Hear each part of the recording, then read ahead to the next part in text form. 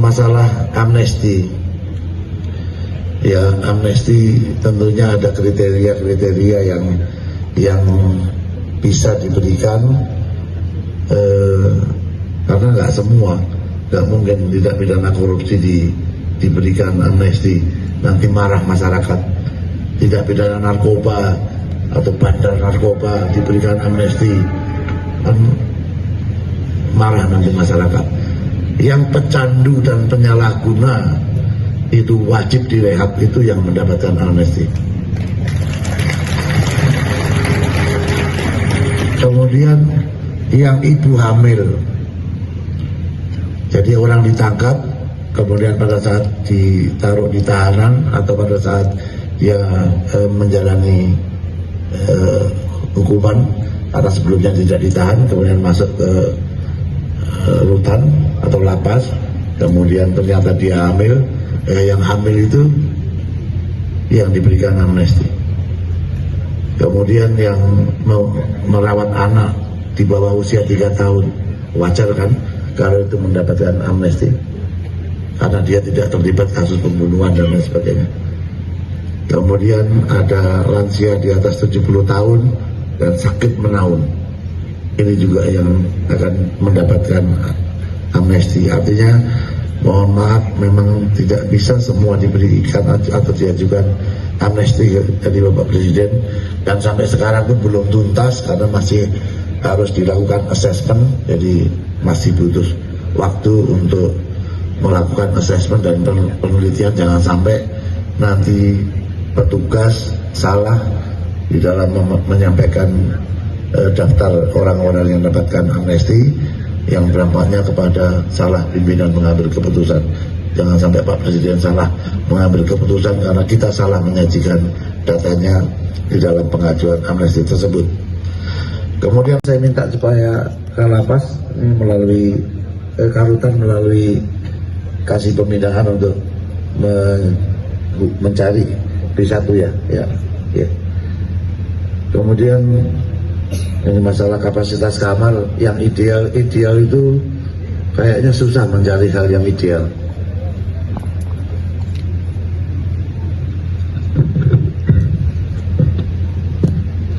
Kapasitasnya 1.100 ya, isinya 3.465. Makanya kalau tanya yang ideal, saya agak susah menjawabnya. Tapi saya lihat ini sudah hampir 1.900 orang sudah tinggal di bawah 1 tahun. Apabila memang sudah melampaui masa 2/3 hukuman, kemudian menjelang bebas bersyarat atau sudah waktunya mendapat cuti bersyarat, atau mau ikut pelatihan di Nusa Kambangan, nanti kita mulai bulan 7.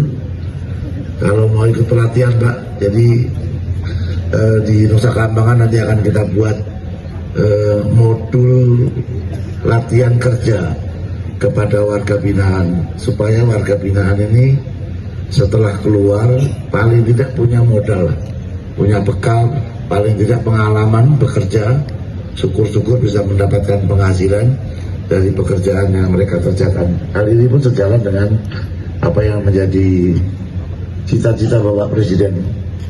Gak boleh ada rakyat yang susah. Kalau bisa rakyat itu tersenyum. Dan bapak-bapak kan juga rakyatnya. Oleh karena itu saya mencoba untuk membuat model latihan kerja kepada warga binaan di Nusa Kambangan. Ada beberapa, ada peternakan ayam, ayam petelur, ayam kampung, itik, perikanan, pertanian, kemudian balai latihan kerja untuk mereka yang memiliki keinginan untuk belajar konveksi, menjahit. Kemudian ada membuat batako, membuat genteng, kerjasama dengan PLN. Ini mana tahu dari rekan-rekan yang sudah memenuhi syarat untuk mendapatkan bebas bersyarat atau cuti bersyarat nanti bisa mengikuti. Karena ada 1.900 lebih yang tinggal sisa di bawah 1 tahun dalam menjalani hukuman di rutan ini. Karena kalau cari yang ideal dengan kondisi kapasitas 1.100 huniannya 3.465. Ini agak susah saya jawabnya. Kemudian Pak Hadi Fatur Rahman, saya tidak mengikuti proses hukum Bapak, Pak. Paling tidak apabila sudah menjadi takdir yang harus kita jalani, Pak, dijalani saja. Artinya bahwa kalau Bapak memang menghendaki pemindahan di lapas, nanti Bapak laporkan kepada Pak Karutan, karena menurut saya ini yang harusnya sudah warga binaan pun masih banyak ada di sini. Karena namanya rutan harusnya tempatnya tahanan, bukan tempatnya warga binaan. Jadi kalau Bapak minta ditempatkan di lapas, menurut saya itu logis. Jadi mohon kepada Pak Karutan, ini karena data-data yang tadi saya baca, bahwa di rutan ini yang warga binaan itu jauh lebih besar daripada tahanan. Jadi kalau memang dikomunikasikan nanti dengan Pak Dirjen dengan program pembangunan ketahanan pangan di modulnya nanti di Nusa Kambangan, mana tahu mereka berminat bisa diikutkan. SHMH yang kami hormati Wakil Menteri Imigrasi dan Pemasyarakatan Bapak Mahfud MD, Kementerian Imigrasi dan Pemasyarakatan, dan tak lupa yang kami banggakan warga binaan pemasyarakatan Rutan kelas 1 Cipinang. Assalamualaikum warahmatullahi wabarakatuh.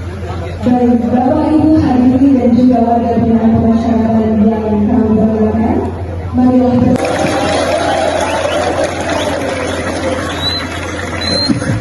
Bismillahirrahmanirrahim.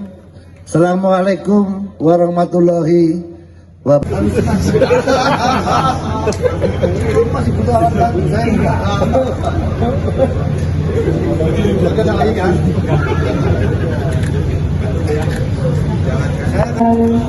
Dari Rutan kelas 1 Cipinang yang dipersembahkan secara langsung untuk Bapak Menteri Imigrasi dan Pemasyarakatan.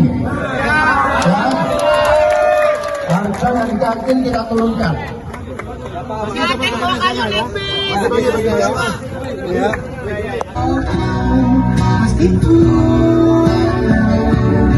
Tak bisa.